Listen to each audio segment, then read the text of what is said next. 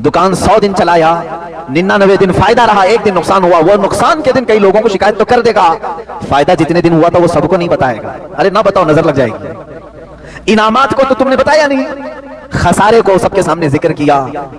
सेहत का तो कभी ऐलान नहीं किया कि मैं बहुत हट्टा कट्टा हूं, सेहतमंद हूं, अल्लाह का फजल है। लेकिन बीमारी को सबके सामने जिक्र किया। एक साहब आए और उनसे कहा कि हमारे लिए दुआ कर दें, गालिबन हज़रत राबिया से। कहा क्या दुआ करूं? उन्होंने कहा कि दुआ कर दें अल्लाह मुझसे राजी हो जाए। अभी अभी मैंने कहा ना, दुआ तो यही करना चाहिए, अल्लाह मुझसे राजी हो जाए। तो भड़क गई, कहा ये दुआ करवा रहे मुझसे, अल्लाह तुझसे राजी हो जाए?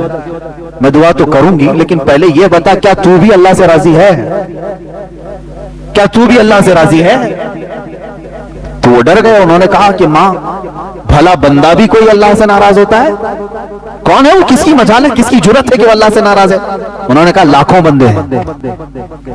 कहा कैसे? कहा ये नाराजगी की अलामत नहीं है कि जब वो मौसम गर्मी का देता है तो कहते हाय कैसी गर्मी है, बर्दाश्त से बाहर हो गई। जबकि वो मौला कह रहा है मैं किसी को उसकी ताकत से ज्यादा कोई चीज डालता नहीं। अगर तुम उसकी ये तमाम कुदरत से राजी होते तो उसके मौसमों की शिकायत नहीं करते। एक बुजुर्ग चलते फिरते रास्ते में उन्होंने सिर्फ इतना कह दिया था, बारिश आ रही थी, अरे ये कैसे बेमौसम की बारिश आई? कभी होता है गर्मियों के दिनों में बारिश आई।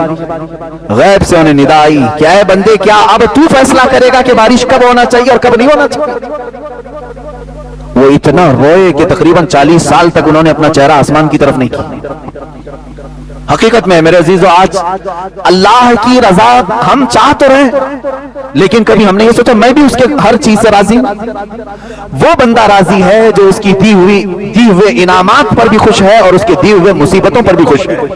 लेकिन यहां होता नहीं है, बंदा मुसीबतों पर नाशुक्री करता है और इनामात पर उसे भूल जाता है। इनामात मिलते हैं, खुशियां आती हैं, कहते मैंने कमाया, मैंने कमाया। कभी ये नहीं कहता हादा मिन फज़ली रब्बी, ये मेरे रब के फजल से है।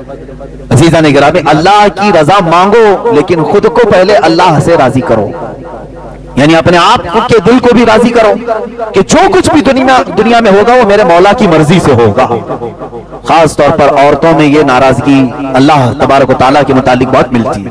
तुम नाराज होगे अल्लाह ताला से तो उसका कुछ नहीं बिगाड़ सकोगे, तुम्हारी दुनिया भी तबाह है और आखिरत भी तबाह। तुम बंदे हो। अल्लाह से नाराज होना यही नहीं कि उसको सिर्फ गालियां देना, बल्कि बहुत सारी चीजों को बर्दाश्त न करना, ये भी अल्लाह से नाराजगी की अलामत है। जो तुम्हारे साथ किसी का इंतकाल हुआ तो क्या अल्लाह ताला ने तुम्हारे साथ जुल्म किया? तुम्हारे घर में किसी की मौत हो गई तो क्या अल्लाह का जुल्म है ये? मुआज़ल्लाह रब्बिल आलमीन। लेकिन कुछ लोगों की जुबानों से ये जुमले निकल जाते हैं, कम से कम इस घर पर तो रहम करना चाहिए था, इस घर पर तो रहम करना चाहिए। एक बात याद रखें, वो कादिर मुतलक है, उसके हर फैसले में कोई ना कोई हिकमत जरूर है। वो किसकी मौत कब लिखा है जब ही होती है। यहां तक कि फरिश्तों में से भी मुकर्रब फरिश्तों को भी यह इख्तियार नहीं है कि उसके दिए हुए वक्त से एक आन पहले या बाद को टाल सकें या पहल कर सकें। वो अल्लाह रब्बुल इज्जत की हिकमतों में से। बंदे मोमिन को यह चाहिए कि हर काम पर उससे राजी रहे, उसके बाद उसकी रजा का सवाल करे। बात सही है? पहले खुद राजी हो अल्लाह के हर हिकमत से और उसके बाद सवाल करे अल्लाह तू भी मुझसे राजी हो जा, तब बात दोनों बराबर कहलाएगी। तुम तो नाराज हो उससे, तुम उसके बहुत सारे कामों से अपनी रजा जाहिर नहीं करते हो और फिर उससे दुआ ये करते हो कि अल्लाह तू मुझसे राजी हो जा। रब तबारक व तआला अगर ये फरमाते कि ऐ बंदे क्या तू भी राजी है अपनी जिंदगी में? हाँ तो कह दो कि जुबान से, लेकिन अमल तुम्हारी शिकायत कर रहा होगा। बीमारियों में मैं सबको बता देता हूं, अच्छाइयों में किसी को नहीं बोलता। दुकान 100 दिन चलाया, 99 दिन फायदा रहा, एक दिन नुकसान हुआ। वो नुकसान के दिन कई लोगों को शिकायत तो कर देगा, फायदा जितने दिन हुआ था वो सबको नहीं बताएगा। अरे ना बताओ, नजर लग जाएगी। इनामात को तो तुमने बताया नहीं, खसारे को सबके सामने जिक्र किया। सेहत का तो कभी ऐलान नहीं किया कि मैं बहुत हट्टा कट्टा हूं, सेहतमंद हूं, अल्लाह का फजल है। लेकिन बीमारी को सबके सामने जिक्र किया। अल्लाह की रजा ये है जो कुरान पाक की आयत ही बताती है, इन्ना लिल्लाहि व इन्ना इलैहि राजिऊन। बेशक हम अल्लाह के लिए हैं दुनिया में और अल्लाह ही की तरफ लौटने वाले हैं।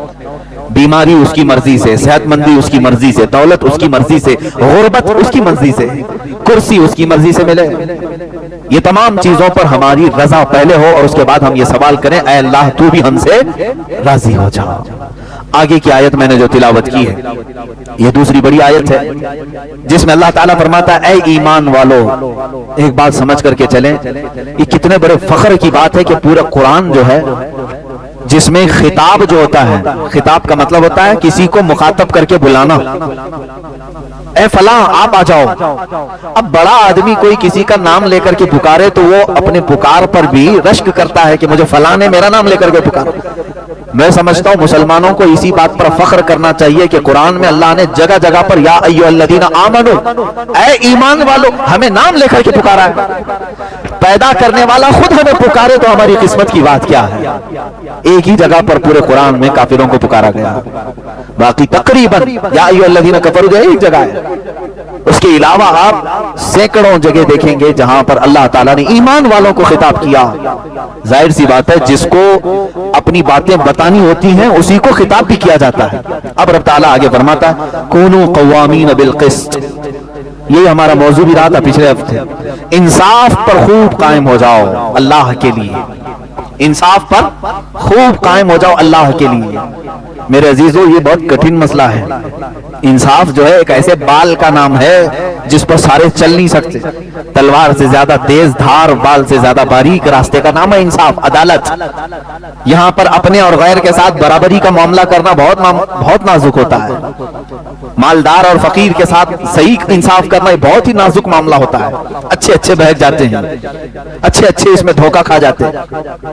رب تعالیٰ کا حکم یہ ہے مومن وہ ہے جو انصاف پر خوب قائم رہے گا، کیونکہ اگر آج تم انصاف نہیں کرو گے، 4 پیسے تمہیں کسی سیٹ سے مل تو جائیں گے لیکن 50,000 سال والی ایک عدالت قائم ہوگی جہاں تمہیں کھڑا کیا جائے گا۔ وہ قیامت کا دن ہوگا، وہ ایک دن 50,000 سال کے برابر کا، وہاں تو تمہیں انصاف سے گزرنا ہی پڑے گا، اور وہاں ایسا ہے انصاف، قرآن کہتے ہیں فَمَن يَعْمَلْ مِثْقَالَ ذَرَّةٍ خَيْرًا يَرَهُ وَمَن يَعْمَلْ مِثْقَالَ ذَرَّةٍ شَرًّا يَرَهُ۔ تم اگر ذرہ کسے کہتے ہیں؟ ایٹم، ذرہ، فزکس وغیرہ پڑھنے والے طلبہ کو معلوم ہونا چاہیے ذرہ کس کو کہتے ہیں۔ ذرہ جو ہے جس کو مائکروسکوپ سے بھی دیکھا جائے تو بہت چھوٹا دکھتا ہے، وہ ذرہ ہے، اور اللہ تعالیٰ فرماتا ہے تم نے ذرے کے برابر بھی اگر نیکی کی ہے قیامت کے دن وہ بھی میں تمہارے سامنے لاؤں گا، اور ذرے کے برابر بھی اگر برائی کی ہے تو وہ بھی تمہارے سامنے لاؤں گا، سب چیزیں لائی جائیں گی۔